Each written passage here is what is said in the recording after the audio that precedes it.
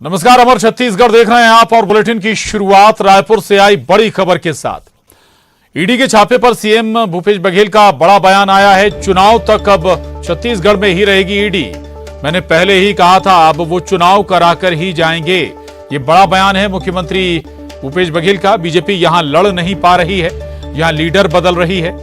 ED IT के माध्यम से बदनाम परेशान करना इनका मोटो है। जहां जहां चुनाव होते हैं वहां वहां दबिश होती है। मुख्यमंत्री भूपेश बघेल का ईडी से सवाल है, चिटफंड की जांच क्यों नहीं कराती बीजेपी? चिटफंड की जांच करे ईडी। राजनीतिक उद्देश्य के तहत यह सब हो रहा है। तो मुख्यमंत्री भूपेश बघेल ने बड़ा हमला बोला है बीजेपी पर और कहा है कि चुनाव तक ईडी अब छत्तीसगढ़ में ही रहेगी। उन्होंने पहले ही कहा था, अब वो चुनाव कराकर ही जाएंगे। आज कई जगह पे ईडी ने दबिश दिया है। अब मैं पहले बताया था, वो चुनाव तक पूरा रहेंगे, चुनाव करा के जाएंगे। बस्तर के भी देखिए, सीधी बात है, मैं शुरू से कह रहा हूँ कि भारतीय जनता पार्टी यहाँ लड़ नहीं पा रही है। लगातार बैठकें कर रहे हैं, लगातार प्रभारी बदल रहे हैं, प्रदेशाध्यक्ष बदल रहे हैं, सीएलपी लीडर बदल रहे हैं, अब नेता प्रतिपक्ष बदल रहे हैं। वो सब बदल के देख लिए तो एक यही हथियार है जिसके माध्यम से Bharatiya Janata party ED IT के माध्यम से लोगों के बीच में प्रचार प्रसार करना और बदनाम करना, परेशान करना, ये इनका मोटो है। और होना जाना तो कुछ नहीं है, केवल परेशान करना है। महाराष्ट्र में अब सेंट्रल एजेंसी की दबिश होती ही क्या? जैसे सरकार बदली, वहां से जितने भी सेंट्रल एजेंसी है वो सब बोरिया बिस्तर बांध के निकल लिए हैं। अब चूंकि छत्तीसगढ़ में चुनाव है तो फिर इस प्रकार से कर रहे हैं। उनका तो उद्देश्य ही वही है। जहां जहां चुनाव होते हैं, पश्चिम बंगाल में पहले खूब चला था चुनाव पहले तक के, उसके बाद महाराष्ट्र में चला, यहाँ चला, उसके पहले कर्नाटक में चला था, अब यहाँ चल रहा है। तो ये कुल मिला के जो स्थिर सरकार है उसको अस्थिर करना, जो जितना बदनाम कर सकते हो बदनाम करो, और अधिकारियों को, व्यापारियों को, राजनेताओं को डराने का काम। इनके जो भ्रष्टाचार है उसकी शिकायत की एक आप तो जांच करा ले। तो जितने भी हम लोग कार्रवाई करने की कोशिश कर, चिट फंड कंपनी के हजारों करोड़ रुपया यहाँ के निवेशकों को डूबा है, हम लोग बोलते हैं उसकी जांच करो, तो उसको जांच नहीं करेंगे। तो राज्य सरकार की कोई बात माननी चाहिए कि नहीं माननी चाहिए? और छत्तीसगढ़ में ईडी की छापेमारी पर सीएम भूपेश बघेल के बयान पर बीजेपी ने कड़ी प्रतिक्रिया दी है। बीजेपी ने हमला बोलते हुए कहा है कि जब भ्रष्टाचार के खिलाफ ईडी कार्रवाई कर रही है तो कांग्रेस के पेट में दर्द क्यों हो रहा है। दरअसल मुख्यमंत्री भूपेश बघेल ने हमला बोला है बीजेपी पर और ईडी और आईटी के छापे पर सवाल उठाए हैं। इसी पर अब प्रतिक्रिया बीजेपी की ओर से आई है। ईडी की छापेमारी पर भूपेश बघेल की प्रतिक्रिया पर रिएक्शन। कांग्रेस पार्टी का इतिहास रहा है कि भ्रष्टाचार और कांग्रेस एक दूसरे के पर्यायवाची शब्द माने जाते हैं। छत्तीसगढ़ में जब प्रदेश की जनता की गाढ़ी कमाई लूटने वाले लोगों के खिलाफ, छत्तीसगढ़ का खजाना लूटने वाले लोगों के खिलाफ कार्रवाई हो रही है, तो कांग्रेस के पेट में दर्द हो रहा है। और रायपुर से बड़ी खबर है, बीजेपी नेताओं के दिल्ली दौरे पर सीएम का बयान आया है। सबको बता दिया गया है कि टिकट कटेगा। जो धरना प्रदर्शन कर रहे हैं वो टिकट बचाने की कवायद है। धरना प्रदर्शन से कोई फायदा नहीं होने वाला है। जो 14 विधायक हैं उनकी भी टिकट कटने वाली है। तो ये बड़ी खबर है। बीजेपी नेताओं के दिल्ली दौरे पर ये बयान, सीएम का बयान कि सबको बता दिया गया है कि टिकट कटेगा। जो धरना प्रदर्शन कर रहे हैं वो टिकट बचाने की कवायद है। को तो पहले ही कह दिया गया था, सारे बड़े जो 14 बचे उसको भी कह दिया गया था तुमको टिकट मिलने वाली नहीं है। वो अपने कोई देख लो, किसी को दूसरे किसी को मिलेगी। क्योंकि लोकसभा में सबका टिकट काट के देख लिए, अभी गुजरात में सबके टिकट काट दिए, तो विधानसभा में सबकी टिकट कटने वाली है। तो कैसे अपने आप को बचाएं, इस कवायद में लगे हुए हैं। ममता लांजेवार हमारे साथ जुड़ी हैं और जानकारी के साथ। ममता, लेकिन ये बड़ी बात है, बीजेपी के अंदर क्या चल रहा है, जानकारी सीएम भूपेश दे रहे हैं। अरे डंडी था बचा किया जाएगा, कितनी जमीन उन लोगों परिवर्तन हो रहे हैं, उसके बाद से बीजेपी वैसे भी जी। कांग्रेस के निशाने पे है। दूसरी बात अगर हम बात करें तो लगातार इस तरह की बातें जो है वो बीजेपी से भी आ रही हैं कि टिकट जो है मौजूदा जो चेहरे हैं उनकी टिकट काटी जा सकती है और नए चेहरों को मौका दिया जा सकता है। पार्टी ये इस रणनीति पर चल रही है, चलने की कोशिश कर रही है कि नए चेहरों को कैसे सामने लाया जाए ताकि जो फिर से वापसी जो है वो सत्ता में हो सके। और इसी को लेकर लगातार इस तरह की जब बातें सामने आती है तो कांग्रेस को एक मुद्दा मिल जाता है। मुख्यमंत्री भूपेश बघेल ने इसी पर कहा, जो प्रोटेस्ट लगातार हो रहे हैं, अगर हम बात करें तो चौपाटी को लेकर जैसे अचानक से जो है राजेश मोड़े सक्रिय हुए हैं और इसके साथ ही और जो अदर लीडर्स हैं वो जो दिल्ली जा रहे हैं, उसी पर मुख्यमंत्री भूपेश बघेल ने कहा कि सबको ये बता दिया गया है कि टिकट कट जाएगी।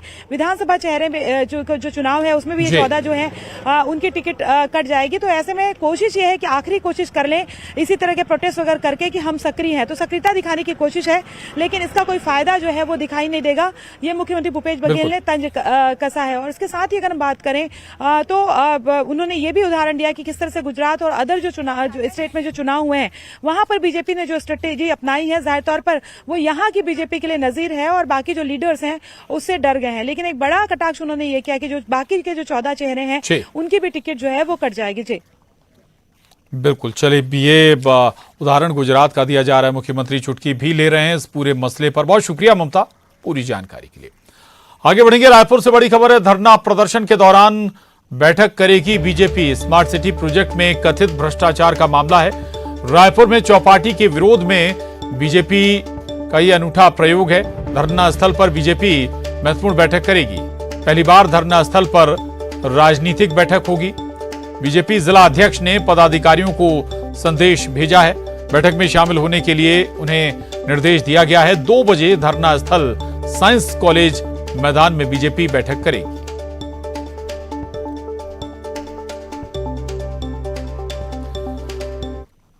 और राज्य सरकार ने मरीजों को बड़ी राहत दी है। अब मेकाहारा समेत प्रदेश के सभी सरकारी अस्पतालों में ओपीडी सेवा सुबह 8 बजे से शाम 5 बजे तक जारी रहेगी।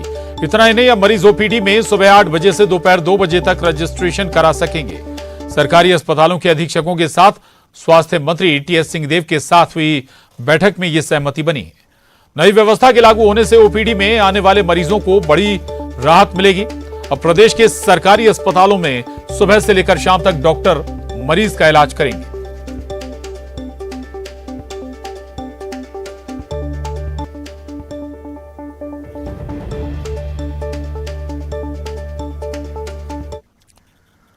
और रायपुर से बड़ी खबर, दैनिक वेतन भोगी कर्मचारियों को बड़ी राहत। लोक निर्माण विभाग ने आदेश जारी किया है। कर्मचारियों को सप्ताह में 2 दिन अवकाश मिलेगा।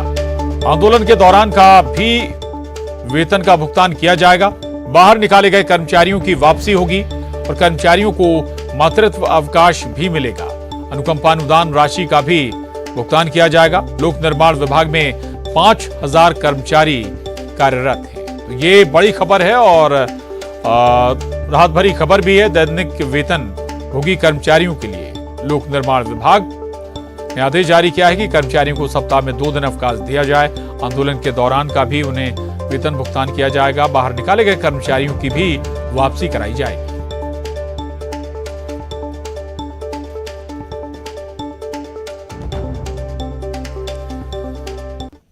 रायपुर से बड़ी खबर, भारत न्यूजीलैंड मैच से पहले पुलिस की बड़ी तैयारी। पुलिस खाई वालों की कुंडली तैयार कर रही है। पुलिस के रडार पर पुराने सटोरिये भी हैं।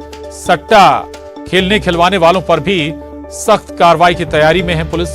21 जनवरी को रायपुर में भारत और न्यूजीलैंड के बीच बड़ा मुकाबला खेला जाना है और इस मुकाबले को लेकर उत्साह लोगों में इतना है कि इसके टिकट भी कुछ ही घंटों में बिक गए थे। अब पुलिस अपने लिहाज से इसकी तैयारियां भी कर रही है ताकि किसी भी तरह की सट्टा खेलने खिलाने वालों पर नकेल कसी जा सके।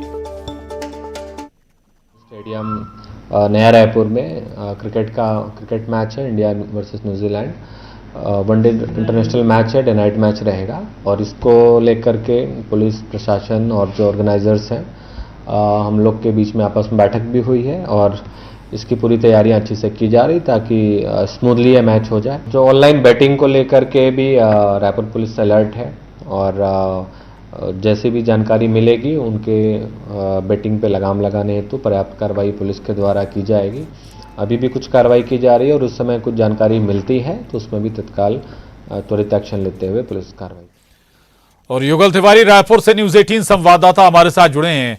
युगल, केवल सट्टा खेलने खिलाने वालों पर या दूसरे तरह के लोगों पर सख्ती की तैयारी है, या फिर चूंकि स्टेडियम के टिकट तो पहले ही दिन कुछ ही घंटों में सारे बुक हो गए थे, उत्साह बहुत ज्यादा है, व्यवस्था न गड़बड़ा उस लिहाज से भी कोई तैयारियां? देखिए प्रशांत, सबसे बड़ी कार्रवाई है जब भी आप इस तरह से जो अंतर्राष्ट्रीय स्तर के मैच होते हैं, चाहे आईपीएल हो या फिर जो अंतर्राष्ट्रीय स्तर के मैच, जो सटोरिये हैं मौके की तलाश पर रहते हैं। रायपुर पुलिस की पैनी नजर है और अलग अलग जो टीमें हैं वो बनाई गई है, गठित की गई है। किसी तरह के ऑनलाइन बेटिंग पर जो रोक है वो लगाई जा सके और जितने भी सटोरिये हैं उनकी सूचीबद्ध पहले से भी की गई है, क्योंकि पुरानी सटोरिये पुलिस की नजर पर है और जैसे ही इस तरह से सटोरी खाई वाले सट्टा खिलाने का काम करेंगे उस पर जो है नजर रखी जाएगी। उसी कड़ी में पुलिस ने पूरी तैयारी की है। मतलब यही है कि ऑनलाइन सट्टा पर पूरी तरह से रोक लगाने का काम है वो पुलिस करेगी। 21 तारीख को जब मैच होगा तो उसके सुरक्षा व्यवस्था के भी पुख्ता इंतजाम है वो किए गए हैं। 19 तारीख को जो अंतर्राष्ट्रीय जो हमारे खिलाड़ी हैं भारत और न्यूजीलैंड के वो आ जाएंगे। 20 तारीख को अभ्यास मैच भी होगा तो उसकी तमाम तैयारियां हैं वो कर ली गई है। सुरक्षा के कड़ी सुरक्षा के बीच पूरे जो खिलाड़ी हैं वो रहेंगे। तो ये कहा जा सकता है कि मैच के पूर्व पुलिस ने पूरी तरह से कमर कस ली है प्रशांत, और ऑनलाइन सट्टा पर पूरी तरह से पुलिस अंकुश लगाने के लिए तत्पर दिख रही है। जी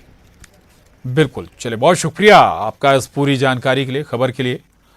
आगे बढ़ेंगे, भिलाई से बड़ी खबर है। पतंग का मांझा बना बच्चे की गले की फांस, मांझे से गला कटने से मासूम की जान खतरे में पड़ गई है। 3 दिन तक वेंटिलेटर पर रहने के बाद सांस लौटी है बच्चे की।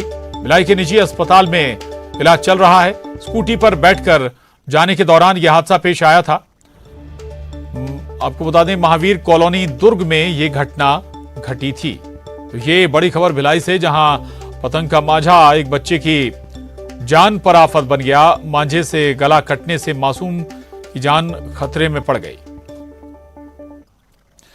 दुर्ग से बड़ी खबर, मकर संक्रांति पर पतंग उत्सव के लिए गाइडलाइन जारी नहीं की गई है। पतंग काटने के लिए बाजार में खतरनाक मांझे बिक रहे हैं। मांझे को लेकर प्रशासन ने कोई गाइडलाइन जारी नहीं की है। पतंग उत्सव के लिए लोग बड़ी संख्या में बाजार पहुंच रहे हैं और यहां भी तमाम तरह का मांझा बिक रहा है और खासतौर से चाइनीज मांझा भी बिक रहा है, जो लोगों की जान पर भारी पड़ता है अक्सर।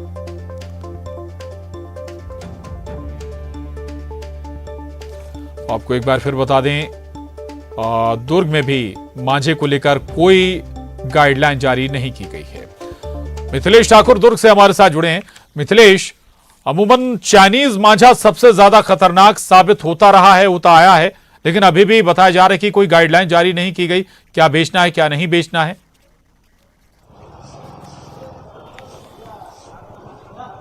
निश्चित रूप से प्रशासन को जिस तरह से मकर संक्रांति में कोई गाइडलाइन जारी करना चाहिए, क्योंकि जो चाइनीज मांझा होता है काफी खतरनाक होता है और चाइनीज मांझा जो है कहीं ना कहीं जिस तरह से दीपावली के अवसर पर हम देखते हैं कि चाइनीज झालर आ जाती है, ठीक उसी तरह से मांझे भी जो है वो बाजार में उपलब्ध हो जाते हैं। मेरे हाथ में देख सकते हैं कि ये मैं मांझा पकड़ा हूँ, हालांकि ये देसी मांझा है, लेकिन इसको जरा सा भी मैं रगड़ूं तो मेरा हाथ कट सकता है। तो ये इतना खतरनाक होता है और यही वजह है कि दुर्ग में 2 दिन पूर्व एक घटना हुई थी जब अपने पिता के साथ में 5 वर्षीय बालक जो है स्कूटी में सवार होकर जा रहा था। उसी दौरान में जो पतंग कटने के दौरान में जो मांझा था वो गले में आके फंस गया और वो इतना फंसा कि उसके गले की नस कट गई और उसके जो श्वास नली तक कट गई थी। गरीबत ये रही कि किसी की जान नहीं गई। देखिए अभी भी बताना चाहूंगा कि लेकिन मकर संक्रांति में जिस तरह से पतंग उड़ाने की जो परंपरा है उसके लिए पूरा बाजार सजा हुआ है। रंग बिरंगी पतंगें यहाँ पर आई हुई हैं और खरीदारी भी जोर शोर से की जा रही है। यहाँ पे तरह तरह के धागे भी यहाँ पर मौजूद हैं ताकि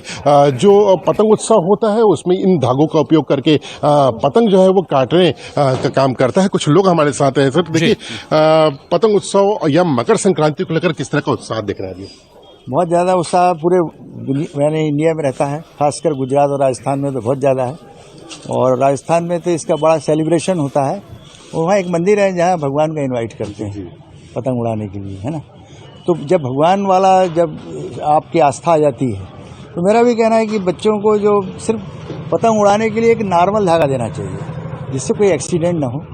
पतंग जरूर उड़े, काटने वाली जो प्रतिस्पर्धा है वो इतनी महत्वपूर्ण नहीं है, उसको उड़ाना बहुत महत्वपूर्ण है। बच्चों को उससे अच्छा लगेगा, उत्साह आएगा, पूरी फैमिली भी इंजॉय करेगी। हमारी पतंग इतनी पड़ गई, किसी के काटने से कोई खास प्लेजर नहीं मिलेगा, वो इतना आनंददायक नहीं रहेगा जितना पतंग उड़ा। इसलिए मैं इस बच्चे से कह रहा हूँ कि आई वांट प्लेन धागा, प्लेन थ्रेड। तो देखिए, जो समझदार लोग हैं वो ये जानते हैं कि पतंग उड़ाना जो है वो एक परंपरा है और परंपरा का निर्वहन करना भी बेहद आवश्यक है। लेकिन जो खतरनाक मांझे होते हैं वो कहीं न कहीं पूरी तरह से लोगों की जान के आफत बन सकते हैं।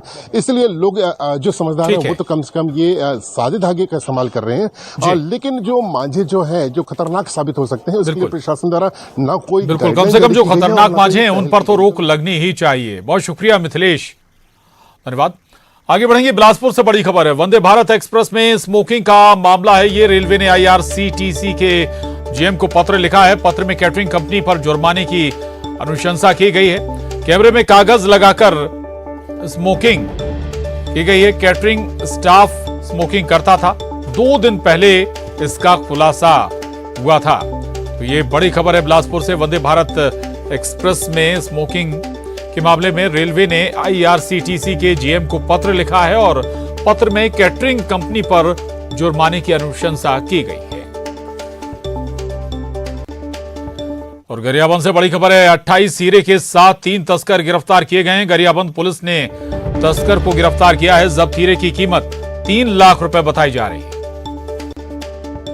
तो ये बड़ी खबर गरियाबंद से, जहां 28 हीरे के साथ 3 तस्करों की गिरफ्तारी हुई है और गरियाबंद पुलिस ने इन तस्करों को धर दबोचा है। जब्त हीरे की कीमत 3 लाख रुपए बताई जा रही है।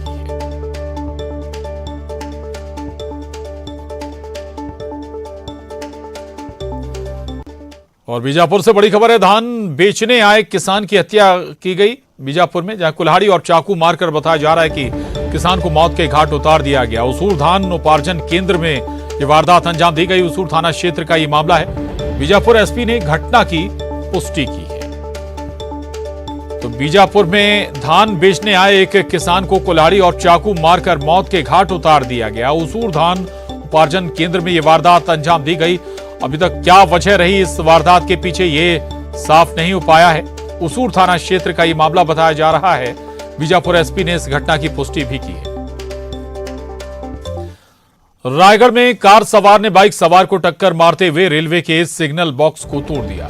कार सिग्नल बॉक्स को तोड़ते हुए रेलवे ट्रैक के पास पहुंच गई। हादसे में बाइक सवार घायल हो गया, वहीं कार चालक सुरक्षित है। सिग्नल बॉक्स के टूटने से रेलवे को बड़ा नुकसान हो सकता था।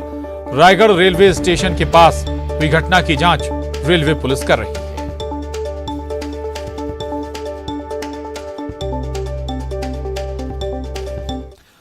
और छत्तीसगढ़ में ठंड को लेकर मौसम विभाग ने महत्वपूर्ण जानकारी दी है। अगले 72 घंटे में न्यूनतम तापमान में वृद्धि होगी, जिससे ठंड से राहत मिलने की उम्मीद है।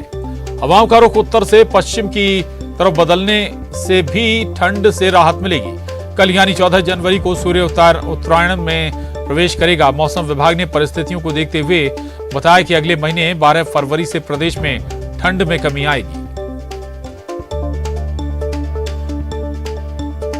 अभी फिलहाल चूंकि पश्चिम से हवा आ रही है जो थोड़ा गर्म है, जिसके कारण से अभी न्यूनतम तापमान में लगातार वृद्धि देखी जा रही है। चूंकि जो स्पेल है, मतलब ठंड का स्पेल है, ठंड है और गर्मी है, ठंड गर्मी इस तरह से वो हर समय आता है। तो ये स्पेल है फिलहाल जो गर्म का स्पेल में चल रहा है। तो अभी मिनिमम टेम्परेचर है बढ़ा हुआ रहेगा। अभी कुछ दिन के बाद में लगभग 18 के आसपास में मिनिमम टेम्परेचर में फिर से गिरावट संभावित है।